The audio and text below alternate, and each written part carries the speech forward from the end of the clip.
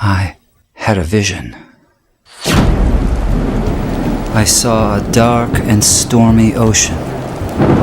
In that ocean, I thought I saw multitudes of poor human beings plunging and floating and shouting and shrieking, cursing and struggling and drowning. And out of this dark, angry ocean, I saw a mighty rock that rose up with its summit towering high above the stormy seas. And all round the base of the rock, I saw a vast platform. And on this platform I saw with delight a number of the poor wretches continually climbing out of the angry ocean. And I saw that some of those who were already safe on the platform were fervently helping the poor creatures still in the angry waters to reach safety. But something puzzled me.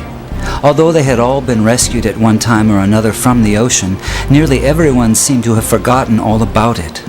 Anyway, the memory of its darkness and danger no longer troubled them. And what was equally strange and perplexing to me was that most of these people did not seem to have any care, that is, any agonizing care, about the poor perishing ones who were struggling and drowning right before their eyes. But then I saw something wonderful. I saw a great being from above come straight from his palace, right through the dark clouds. And he leapt right into the raging sea among the drowning people.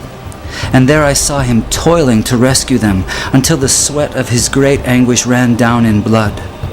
And he was continually crying to those already rescued, to those whom he had helped with his own bleeding hands, to come and help him in the painful and laborious task of saving the lost.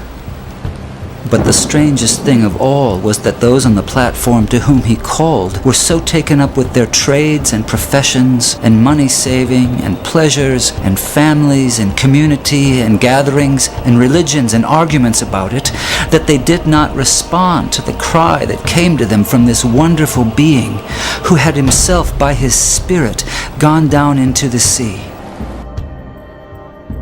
And so the multitude went on struggling and shrieking and drowning in the darkness.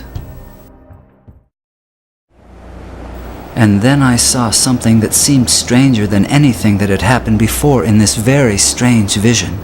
Those whom this wonderful being cried out to come and help him in his difficult task were always praying and crying to him to come to them. Some wanted him to come and stay with them and spend his time and strength in making them happier. Others wanted him to come and take away various doubts and misgivings they had concerning the truth of some letters which he had written them. Others wanted him to come and make them feel more secure on the rock, so secure that they would be totally sure they would never slip off again. They used to meet and get as close to the rock as they could, and looking towards the mainland where they thought the great being was, they would cry out, "Come to us, come and help us." But all this time, he was down among the poor drowning creatures, crying to them in a hoarse voice, "Come to me, come and help me." And then I understood it all.